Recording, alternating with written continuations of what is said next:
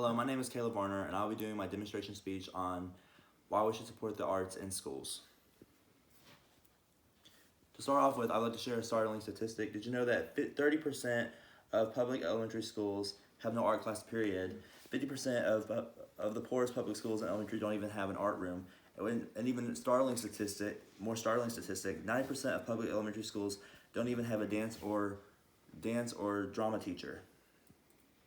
This leads me to say that there are different careers that the arts can help in, such as an interior designer, architect, manager, and counselor or psychologist, to name a few. With that being said, there's a few schools with successful programs such as the California College of the Arts, the Pratt Institute, and the Maryland Institute College of Arts. With that being said, there are celebrities who were impacted by these programs such as Meryl Streep, Taylor Swift, and Justin Timberlake, to name a few.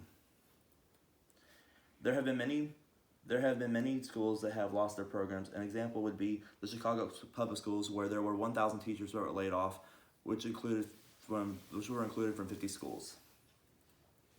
With that being said, there are two reasons for supporting the arts, especially in schools. For one, scores can increase in academics, and secondly, this teaches kids life skills. With that being said, though budget cuts to these programs in schools is a problem, there are many ways that can be done to keep these from happening. I hope that after the speech you will have a desire to support the arts.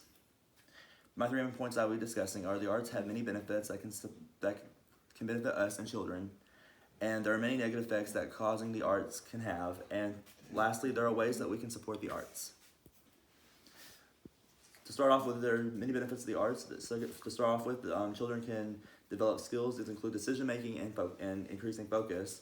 Secondly, society can benefit, such as increasing more jobs. Like in California, there was a huge percentage of jobs that were because of the arts.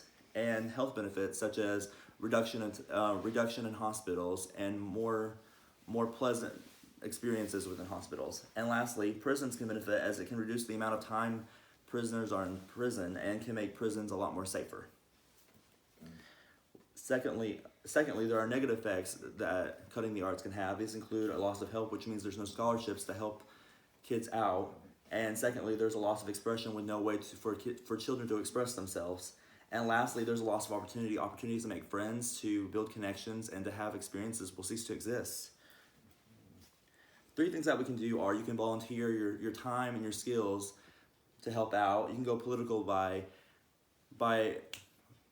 signing a petition or telling your political officer to keep the arts funded. And you can also forge partnerships such as including the Take Part program. So in conclusion, there are many ways that we can support the arts and how we can benefit from that. And there are many negative things that can happen as a result of cutting the arts. And lastly, there are things that we can do to support the arts that I just mentioned. Lastly, there are 30% of public schools that have no art classes. 50% of the poorest public schools don't have art classes, and 90% of elementary schools don't even have an art or dance teacher. With that being said, we should support the arts to allow us to have a level of expression. Thank you.